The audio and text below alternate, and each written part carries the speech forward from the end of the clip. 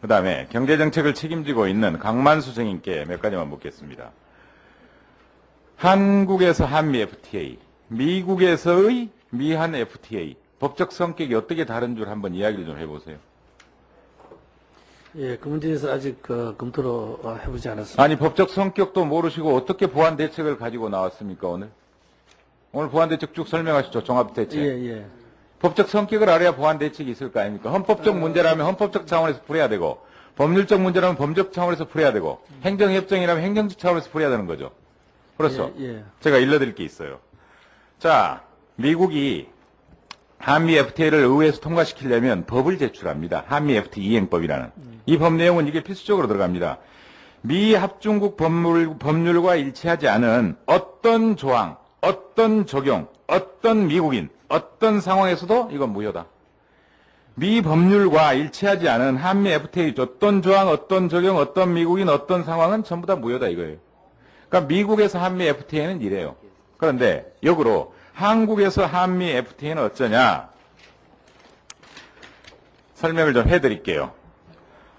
자, 미국에서는 공군 기지 근처에 돼지를 키우는데 돼지가 출산율이 떨어진다 그러면 돼지값만 주는 게 아니에요. 땅값을 줘야 돼요. 근데 우리는 소음 피해를 원인으로 한 손해배상으로 위자료 정도만 주면 돼요. 이게 양국의 차이입니다. 우리는 직접 수행에 대해서만 보상을 해주는데 미국은 간접 수행에 대해서 보상을 해주고 우리는 공시지가 기준이지만 미국은 공정시장가격 기준이에요.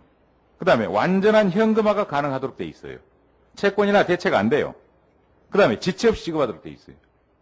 이렇게 되면 우리 토지 보상 조항에 관련된 23조는 사실상 개정이 돼요, 헌법이. 그리고 보상과 관련된 모든 규정은 전부 다 뜯어 고쳐야 돼요. 정부는 지금 21개 법률을 내놓고 있습니다. 한미 FTA로 적용되는 법률. 보상 관련 적용만 하더라도 약 30-40개가 나와요.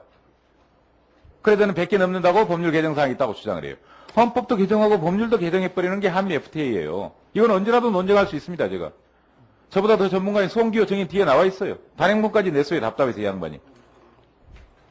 그 다음에 자동차 배기량 기준으로 한 특소세와 지방세를 개정하겠다. 한미 FTA에다 적어버렸어요. 아니, 이건 국회의 권한인데 왜 행정부가 제멋대로 개정하겠다고 씁니까? 국회의 입법권을 침해 안 했다고 주장하는데 이게 침해 안 한 겁니까? 그 다음에 보수적인 입장에서 개성공단은 우리가 실효적으로 지배하는 영토가 아니라 나만의 영토라는 게 보수파들의 입장이에요. 개성공단을 역외가공지역으로 인정하기 위해서는 어떻게 해야 됩니까? 다시 국회 승인을 받으라고 못 박아놨어요. 우리 영토인데 보수파의 입장에선. 그 다음에요. 대한민국에서 자 공공기관의 관행에 대해서 소송할 수 있습니까? 관행에 대해서 소송할 수 있어요? 이를테면 물가관리 품목을 정하고 갑자기 청바지 가격을 공개하고 칼국수 가격이 원가가 얼마가 있는지를 확인하고 이런 식의 물가관리 고시나 지침이나 관행에 대해서 우리나라가 소송할 수 있어요? 식당이 소송할 수 있어요? 청바지 가격이 소송할 수 있어요? 그런데 뭐라고 돼 있어요? 관행에 대해서도 국제중재회부 조치할 수 있다고 조합을 맺었어요. 자, 전 이렇게 생각합니다. 검역 주권 침해에 대해서도 재협상하자고 그래요. 그러면 검역 이상의 주권 침해 조항을 담고 있는 한미 FTA에 대해서는 우리가 아직 몰라서 그러고 정부가 설명을 덜 들어서 그렇지 이 진실을 안다면 국민 여러분들께서는 뭐라고 말씀하실 것이냐. 제 100의 협상이라도 하자고 하실 겁니다.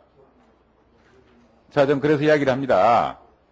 이런 식의 단순한 행정협정이 아니라 사실상 헌법을 개정하고 미국과는 달리 법률을 개정하고 관행조차도 소송의 대상으로 삼는 이런 법적 성격을 가진 한미 FTA에 대해서 어떤 식의 대책을 가지고 있는지 이야기를 좀 해보십시오.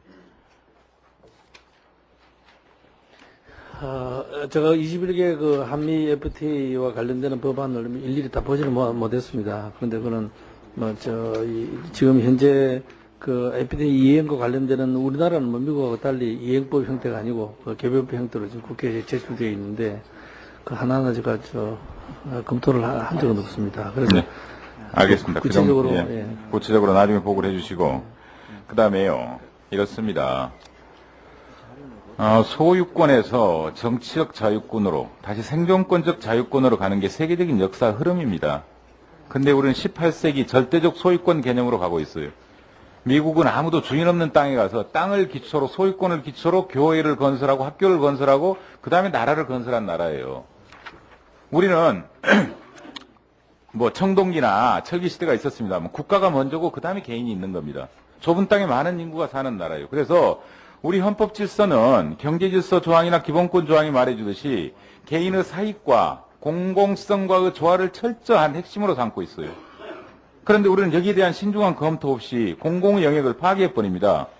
미국 헌법은 경제질서 조항이 없어요. 우리 헌법은 경제질서 조항이 12개나 있어요. 사회적 약자를 보호하고 중소기업을 보호하고 농어민을 보호하고 그렇게 돼 있어요.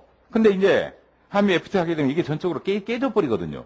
그래서 한미 FTA 대책의 핵심은 소유권의 강화가 아니라 공공성의 강화 쪽으로 가야 되는데 지금 21개 법률은 전부 다 소유권의 강화를 좀 더 강화시켜주고 이런 쪽으로만 이행 법안이 들어있어요. 이건 철학이 없는 정부입니다. 철학이 없는 대안입니다.